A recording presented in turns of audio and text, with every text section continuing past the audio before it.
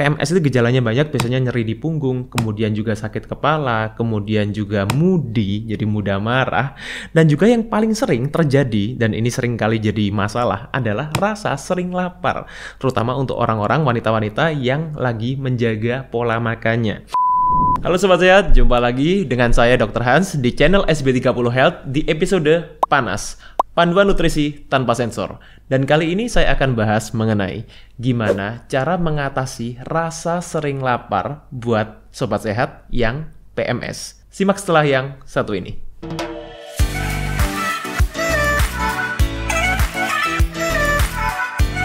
Oke, jadi sebelum masuk ke materinya, saya akan intro dulu, saya perkenalkan dulu yang ada di meja ini. Healthy Cook. Jadi Healthy Cook ini adalah provider makanan sehat yang berdomisili di Surabaya.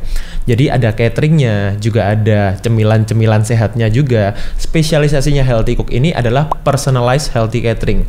Maksudnya gimana? Bukan healthy catering yang biasa, tapi juga bisa menyesuaikan dengan kebutuhan tiap orang perorangan. Sesuai goalnya, sesuai kondisi kesehatannya, yang disesuaikan dengan kebutuhan masing-masing individu. Oke, sekarang kita akan masuk ke materinya. Oke, kali ini kita akan bahas mengenai bagaimana cara mengatasi rasa sering lapar atau craving saat PMS. Kita perlu tahu dulu, PMS itu apa? PMS adalah premenstrual syndrome atau gejala yang dirasakan oleh para wanita sebelum menstruasi. Jadi bukan pada saat menstruasinya. PMS itu gejalanya banyak, biasanya nyeri di punggung, kemudian juga sakit kepala, kemudian juga moody, jadi mudah marah, dan juga yang paling sering terjadi, dan ini sering kali jadi masalah, adalah rasa sering lapar, terutama untuk orang-orang wanita-wanita yang lagi menjaga pola makannya. Jadi di sini saya akan berikan dulu penjelasan singkat apa yang terjadi pada saat siklus bulanan. Jadi ini siklus bulanan wanita mulai dari hari pertama, ya, kemudian hari ke-14 yaitu masa ovulasi atau yang lebih sering dikenal dengan masa subur, dan juga hari ke-28 saat awalnya terjadi menstruasi. Jadi otomatis yang namanya PMS itu terjadi sebelum hari ke-28. Disinilah biasanya kurang lebih terjadi PMS. Nah, garis yang hijau ini menunjukkan adalah level estrogen.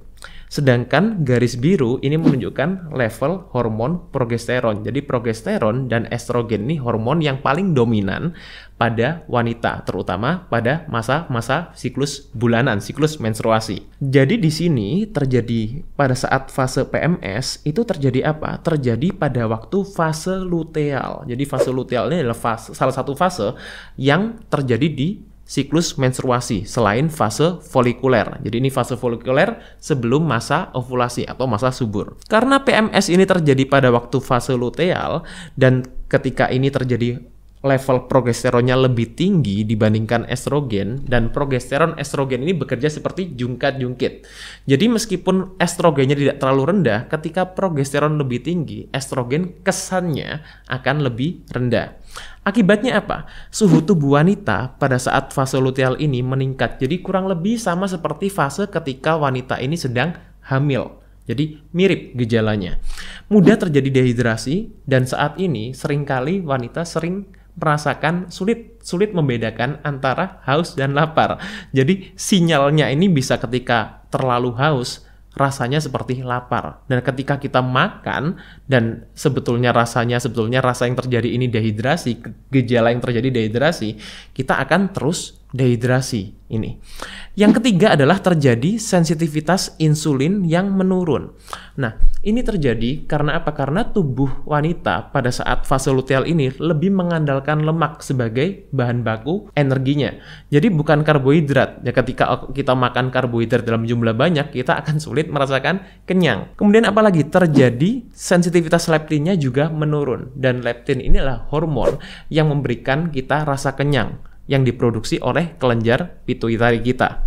Nah, ketika ini jadi wanita akan lebih sulit untuk merasakan kenyang. Nah, ini sebabnya kenapa wanita memang ini hal-hal yang terjadi dan ini memang normal ketika wanita mengalami fase PMS. Dan yang terakhir adalah serotonin, ya. Jadi serotonin adalah senyawa kimia, neurotransmitter di dalam otak kita yang memberikan kita rasa senang. Jadi yang mengatur meregulasi rasa mood kita ini juga menurun. Ini sebabnya kenapa wanita sering mengalami mood swing ketika fase PMS. Jadi solusinya seperti apa? Solusinya yang pertama, karena tadi sudah saya jelaskan sebelumnya, mudah terjadi dehidrasi karena progesteron meningkat. Solusi yang pertama adalah cukupi kebutuhan air. Ya, ini air mineral, jadi bukan air-air yang rasa-rasa. Ya, karena ini yang membuat kita akan lebih jelas supaya kita tidak salah sinyal antara haus dan lapar. Dan yang kedua adalah diet rendah karbohidrat. Kenapa? Karena tadi terjadi sensitivitas insulinnya menurun.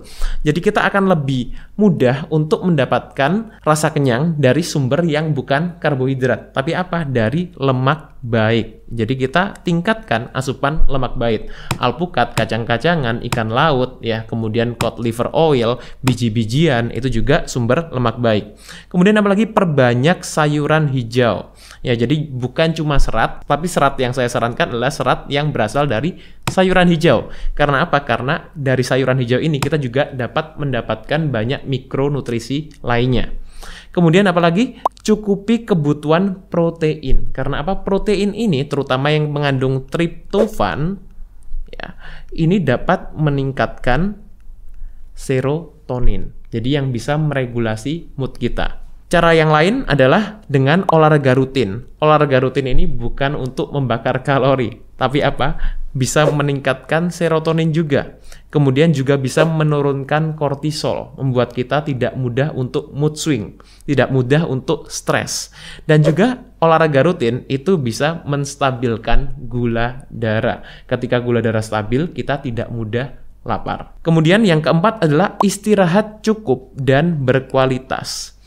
Caranya gimana supaya bisa istirahat yang cukup dan berkualitas? Hindari pemakaian gadget apapun, mau gadgetnya handphone, tablet, iPhone, ya, kemudian laptop dan lain-lain. Hindari pemakaiannya kurang lebih 1 jam sebelum tidur untuk bisa memaksimalkan kualitas tidur kalian.